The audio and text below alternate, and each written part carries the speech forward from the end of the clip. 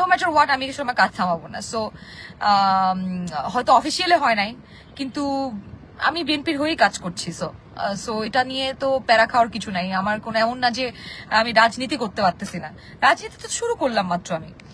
So দেখো, আমি আরো 5-10 বছর কাজ করি দলের জন্য, ডেফিনেটলি তখন যারা সিনিয়র যেভাবে কাজ করে তারা নমিনেটেড হয়েছে, সেম ভাবে আমিও হব। ওয়াসি চম্মকাও মিস করবো। কেন মিস করবো ব্রো? আমি আরো বেটার কাজ করবো, এন্ড আমি কাজ করতেছি। তো আমি কালচারাল সাইডে কাজ করব, অনেক জায়গায় কাজ করব। এটা তো জাস্ট শুরু। আমি তো বিএনপিতে মাত্র রাজনীতি শুরু করলাম। সো খেলা তো সামনে হবে। কি রে মানুষ, কি এটা কি? এটা জাস্ট একটা সংরক্ষিত নারী আসন নিয়ে ছিল, মেইন ইলেকশন করব। মানে পাগলের সুখ মনে মনে। ইকবাল হোসেন, হায় রে বলদ! এই বলদ যেটা লিখছে, মানে আমার হয়ে তুই কেন চা খাইতেছিস রে বলদ? মানে আমি তো কিছু হয় নাই, আমি তো ওকে।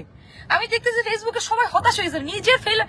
এরা এতই হতাশ যে নিজের ফেলারটা একসেপ্ট করতে পারে না, আমার ফেলারটাও একসেপ্ট করতে পারতেছে না। মানে হতাশ ভাই, এত ফেইলার তোমরা, আমারটাও একসেপ্ট করতে পারতেছো না তোমরা ভাই। HM মনসুরুল ইসলাম লিখছে বেকার খাটনি।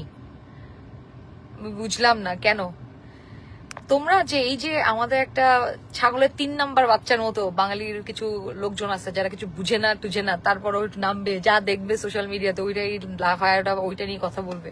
এটা দোষ হচ্ছে আমাদের ছোটবেলার প্যারেন্টিং এ, বুঝছো?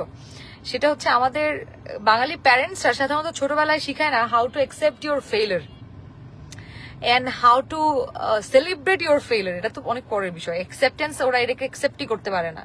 হ্যাঁ, এই জন্য ম্যাক্সিমাম বাঙালিরা জীবনে কিছু করতে পারে না, জাস্ট ট্রাই করতে ভয় পায় বলে। কারণ ওরা ওই ফেইলারকে ভয় পায়, যে আল্লাহ যদি ফেল করি, এই জন্য ট্রাই করে না, কিছু করতেও পারে না, শুধু সমালোচনা করে। এছাড়া বাঙালিরা কোনো কাজে, ম্যাক্সিমাম বাঙালির, হ্যাঁ, কারণ হচ্ছে ছোটবেলায় প্যারেন্টিং করে শিখাইছে কেমনে, মানে ওরা ফেইলারটা অ্যাকসেপ্ট করতে পারে না। মানে ইটস ওকে, তুমি 100 বার ফেল করবা, still you try, keep trying. ওয়াসি চম্মকাও মিস করবো। কেন মিস করবো ব্রো? আমি আরো বেটার কাজ করবো, এন্ড আমি কাজ করতেছি। তো আমি কালচারাল সাইডে কাজ করব, অনেক জায়গায় কাজ করব। এটা তো জাস্ট শুরু। আমি তো বিএনপিতে মাত্র রাজনীতি শুরু করলাম। সো খেলা তো সামনে হবে। কি রে মানুষ, এটা জাস্ট একটা সংরক্ষিত নারী আসন নিয়ে ছিল, মেইন ইলেকশন করব। আপনার আগে ভালো লাগতো, কিন্তু এখন ভালো লাগে না। তোমার তাতে আমার বাল ছিঁড়ে গেল, সরি।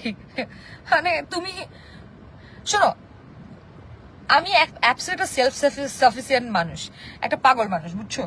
সো ধরো আমি এরকম মানুষ যে আমি সব পরিস্থিতিতে সমস্ত কিছুতে আমি মানায় চলতে পারি। সো আমার যদি কখনো শহর ভালো না লাগে, আমি গ্রামে এসে মানুষের সাথে ধান চাষ করব, মানুষের সাথে একসাথে কাজ করব। সো আমি যে কোনো ভাবে আমি গান বাজনা করবো। এখানে কুষ্টিয়ার মানুষজন লালনের গান শুনে রাতের বেলা সব একসাথে মিলেমিশে গান বাজনা করে। আমি সেদিন আজকে দেখলাম যে তেলের পাম্পে মানুষজন লাইনে দাঁড়ায় তেল নিতেছে আর হচ্ছে গান বাজনা করতেছে। সো আমরা এমন একটা জাতি যেখানে মনে করো আমরা কঠিন সিচুয়েশনেও এটাকে কোনো না কোনো ভাবে ম্যানেজ করে নেই, সেই সিচুয়েশনটা সেলিব্রেট করি। সো আমার মতো মানে আমি ধরো এই সিচুয়েশনেও I will celebrate my things. আজকে রাতে পার্টি হবে আমাদের। মিহিতে শুভকামনা প্রিয়, থ্যাংক ইউ সো মাচ ভাই। আমি কিন্তু চিল করতেছি, বুঝছো? তোমরা যারা আসলে অনেক ভালোবাসো আমাকে, যারা আসলে কনসার্ন, তারা মন কষ্ট নিও না। It's a very good decision. একটা এমপি হয়ে না যত কিছু করতে পারতাম, এমপি না হয়ে আমি তার থেকে অনেক বেশি কিছু করতে পারবো। I know my strength, I know my things. So আমি একটা প্ল্যাটফর্ম হলে হয়তো ভালো হইতো, বাট নো ম্যাটার হোয়াট আমি কিছু আমার কাজ থামাবো না। সো হয়তো অফিসিয়ালি হয় নাই, কিন্তু আমি বিএনপির হয়েই কাজ করছি। সো এটা নিয়ে তো প্যারা খাওয়ার কিছু নাই। আমার কোনো এমন না যে আমি রাজনীতি করতে পারতেছি না, রাজনীতি তো শুরু করলাম মাত্র আমি।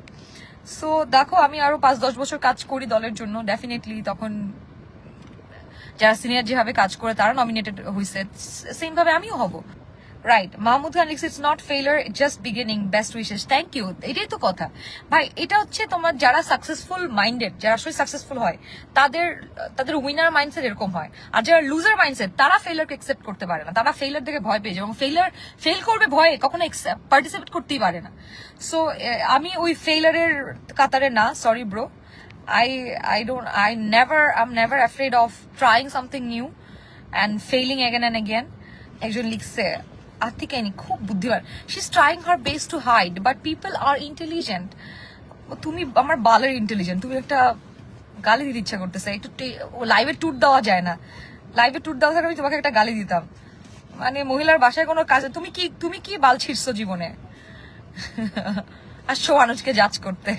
ওকে এনিওয়েজ গাইজ, লেটস সি, সামনে অনেক অনেক কর্মসূচি আছে, জীবনে শুরু করলাম মাত্র। So I'll give you update. Thank you so much guys, bye.